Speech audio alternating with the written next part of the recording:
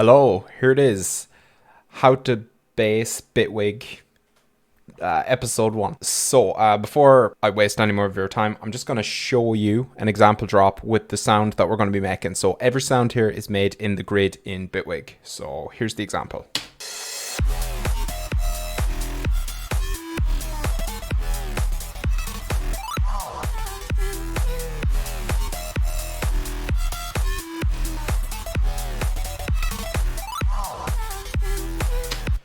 Okay, so the sound we're going to be focusing on is this one here. Let me just turn off the sidechain as well, just so you can hear it by itself. So I just turned off the sidechain as well, just so you can hear the sound completely by itself. Here it is.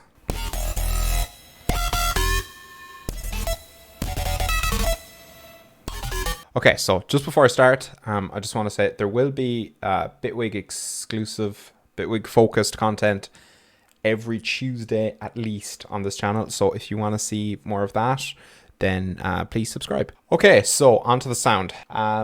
This sound has two components. So there is the main part here, and there's the sub bass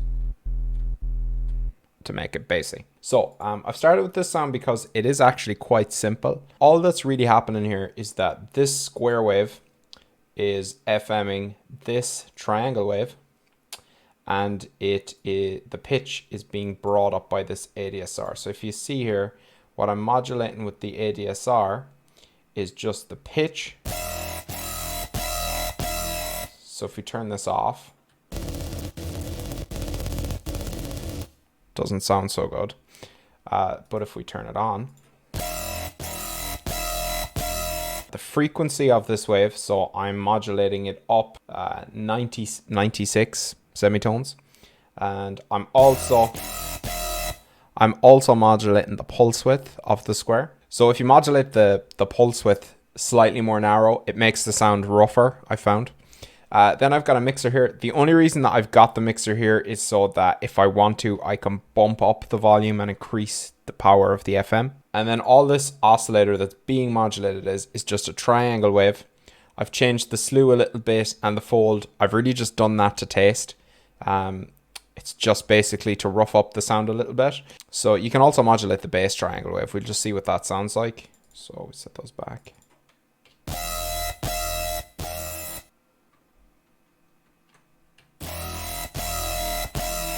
So it's barely even that different. It's just slightly rougher. That's the entire main part of the sound.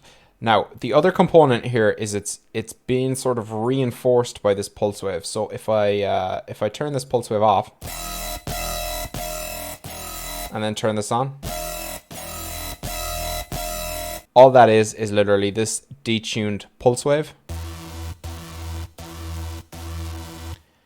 And the reason that I've got that there is because when you modulate up into the higher frequencies, it tends to get really high pitched and it doesn't have a lot of body to it. So that pulse wave just stays there as a constant. So you can get quite a lot of different variations out of this sound by just modulating the ratios here. So if we start off here, we've got this sound. If we go up, if we go way up,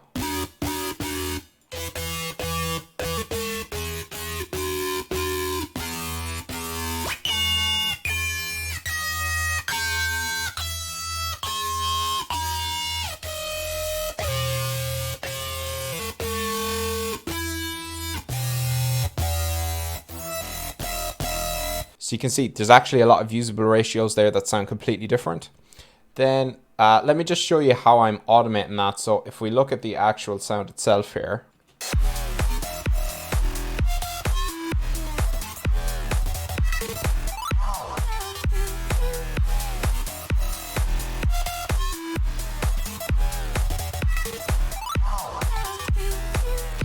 so if you just take this numerator number here, this first digit, and you modulate that here.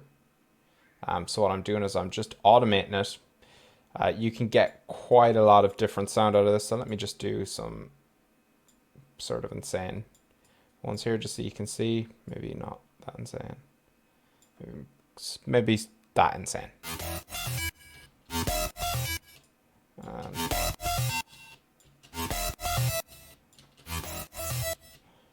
Or you can just have everything be the same. It's going to change the sound quite a lot as well.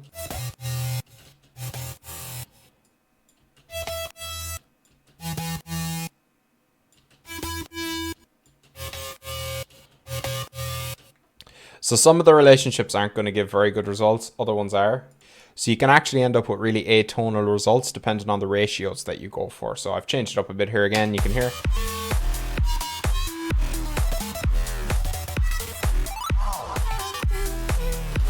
So yeah, there's a bunch of variation within that one patch, and all you have to do is modulate that one parameter.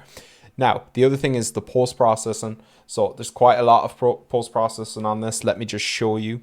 Okay, so if I turn absolutely everything off, the sound sounds like this. So the first thing we've got here is this multi-band effects 2, and this is mainly doing some comb filtering automation and some phaser modulation. I'm slightly emphasizing particular frequencies that I felt were missing.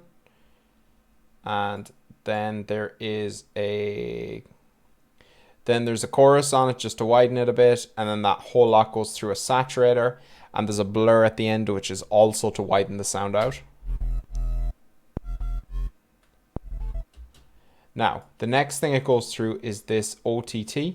So the OTT is just emphasizing certain frequencies. This is pretty much just the default OTT with the depth turned down a little bit.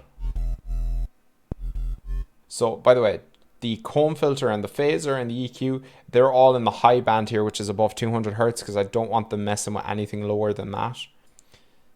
And then the OTT here is outside on the entire sound.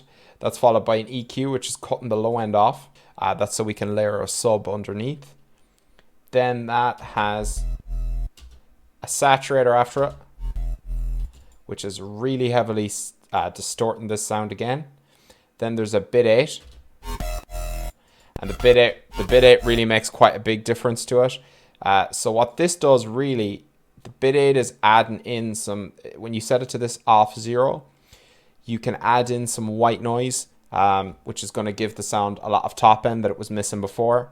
As well as that, I'm wave folding it quite heavily here with this shaper setting. So a lot of where the sound comes from is, for instance, if I were to turn off, so an awful lot of the effects that the comb filter and the phaser and that are having on the sound is because they're going through multiple levels of heavy distortion. If I were to turn those off, it would sound like this. Sorry, there's a bit of click in there. Sidechain is probably a bit too hard, but if I turn them on now, so it makes the sound an awful lot wider. And it's also basically notching out a lot of frequencies. I don't know how to explain the effect that it has so well, other than to say that it sounds more professional. But yeah, you can hear the difference there.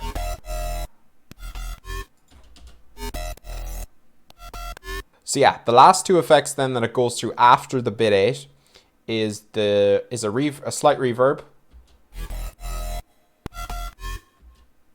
which just makes it sound like it's in a space. It's a very, very short reverb. I'll show you the setting here.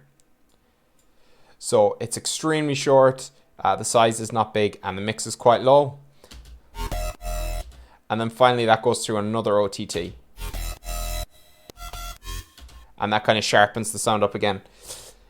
If you're new to sound design, it might seem a bit strange that I use multiple OTTs, multiple distortions, instead of just doing it all at once. The reason for that is sometimes you want to affect a sound a certain amount, and then you want to process it before you distort it again, and then you want to process it, and then you want to affect it again. And the reason for that is if you just go really heavy with the distortion or really heavy with a multi-band compressor or something like that at the start, it has a tendency to sound harsh.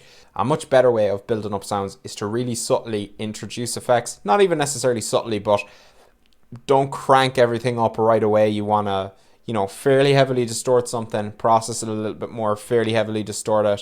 It tends to have a lot better results than just cranking it way up at the start.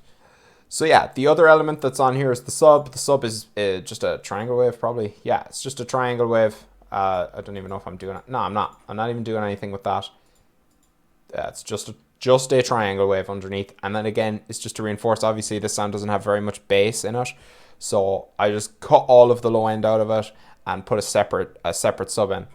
The reason that I don't do it in the first grid, because you can, is just because I prefer having a completely separate sub that I'm not just separating frequency wise, so then I can affect it any way I want. You could put the sub in the grid and then just not affect the lower frequencies. That would work as well, but I just prefer to do it that way. If you have any questions or anything like that, leave them in the comments. If you have any requests on things that you'd like to see in future Bitwig videos, let me know. Also, I'll be putting this preset, I'll be making it available somehow, I'm not sure yet. I'll upload it somewhere and you can download it and play around with it. You will need to download OTT, which is a free plugin, and I'll put the link to that in the description as well if you don't have that plugin. So yeah, leave a like if you want to see more videos like this. It's hard for me to know otherwise what you want to see, what you don't want to see, what you find interesting and what's not interesting at all. So leave a like if you liked it. Also, a lot of my videos assume a certain amount of knowledge in synthesis, effects, sound design, stuff like that. They're probably more intermediate. If you'd like to see stuff that's more beginner focused, maybe taking synthesis from the ground up in the grid or something like that, if that's something that's interesting to you, leave a comment and let me know. Other than that, subscribe if you want to see more. If you don't, you probably shouldn't subscribe because it's just going to be filling up your feed. Thanks very much. Goodbye.